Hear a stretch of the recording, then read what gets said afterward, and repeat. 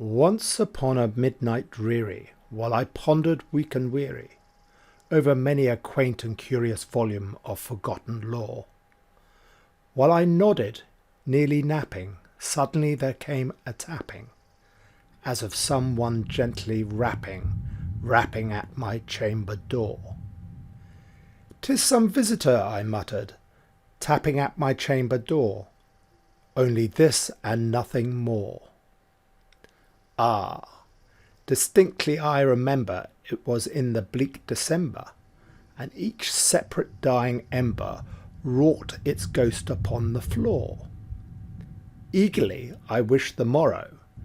Vainly I had sought to borrow from my books surcease of sorrow, sorrow for the lost Lenore, for the rare and radiant maiden whom the angels named Lenore, nameless here for evermore. And the silken, sad, uncertain rustling of each purple curtain thrilled me, filled me with fantastic terrors never felt before, so that now, to still the beating of my heart, I stood repeating, "'Tis some visitor entreating entrance at my chamber door, some late visitor entreating entrance at my chamber door. This it is, and nothing more." Presently my soul grew stronger, hesitating then no longer. "Sir," said I, "or Madam, truly forgiveness I implore. But the fact is I was napping, and so gently you came rapping, and so faintly you came tapping at my chamber door, that I scarce was sure I heard you. Here I opened wide the door. Darkness there and nothing more. Deep into the darkness peering, long I stood there wondering, fearing, doubting, dreaming dreams no mortals ever dared to dream before. But the silence was unbroken, and the stillness gave no token, and the only word there spoken was the whispering words, 'Lenore.' This I whispered, and my echo murmured back to the word, 'Lenore!' Merely this and nothing more. Back into the chamber turning, all my soul within me burning, soon again I heard a tapping, something louder than before. 'Surely,' said I, 'surely that is something at my window lattice.' Let me see then what thereat is, and this mystery explore. Let my heart be still a moment, and this mystery explore. 'Tis the wind and nothing more. Open here I flung the shutter, when, with many a flirt and a flutter, in there stepped a stately raven of the saintly days of yore. Not the least obeisance made he, not a minute stopped or stayed he, but with mien of lord or lady perched above my chamber door, perched upon a bust of Pallas, just above my chamber door, perched and sat, and nothing more. Then the ebony bird beguiling my sad fancy into smiling, by the grave and stern decorum of the countenance it wore. 'Though thy crest be shorn and shaved, thou,' I said, 'art short no craven, ghastly grim and ancient raven, wandering from the nightly shore. Tell me what thy lordly name is on thy night's Plutonian shore.' Quoth the raven, 'Nevermore.' Much I marvelled this ungainly fowl to hear discourse so plainly, though its answer little meaning, little relevancy bore, for we cannot help agreeing that no living human being ever yet was blessed with seeing bird above his chamber door, bird or beast upon the sculptor bust upon his chamber door, with such name as Nevermore. But the raven sitting lonely on that placid bust spoke only the one word, as if its soul in the one word he did outpour, nothing further than he uttered, not a feather than he fluttered, till I scarcely more than muttered, 'Other friends have flown before.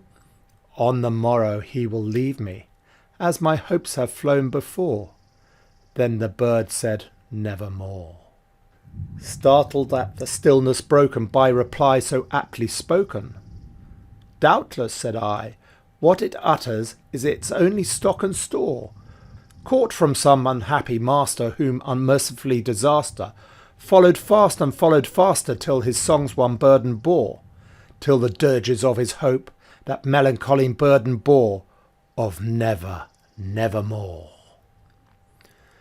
But the raven still beguiling all my sad soul into smiling, straight I wheeled a cushioned seat in front of bird and bust and door.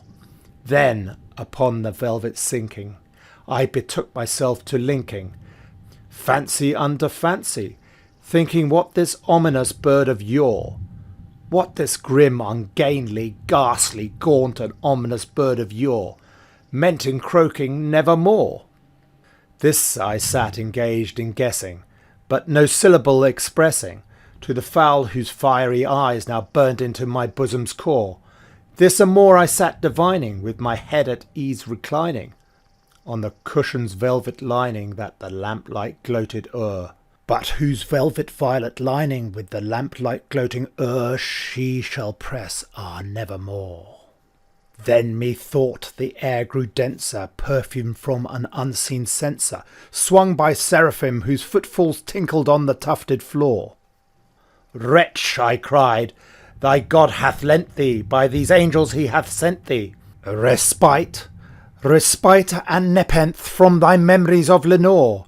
Quaff, oh quaff this kind nepenthe, and forget this lost Lenore, quoth the raven, nevermore. Prophet, said I, think of evil, prophet still if bird or devil, whether tempter sent or whether tempest tossed thee here ashore, desolate, yet all undaunted on this desert land enchanted, on this home by horror haunted. Tell me truly, I implore, is there balm in Gilead? Tell me, I implore, quoth the raven, nevermore. Prophet, said I, think of evil, prophet still if bird or devil, by the heavens that bent above us, by that God we both adore. Tell this soul with sorrow laden if, within the distant Aidenn, it shall clasp a sainted maiden, whom the angels name Lenore. Clasp a rare and radiant maiden, whom the angels name Lenore, quoth the raven, nevermore.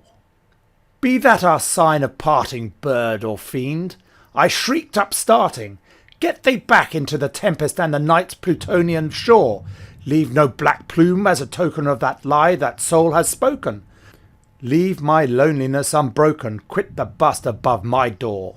Take thy beak from my heart and take the form from off my door, quoth the raven, nevermore.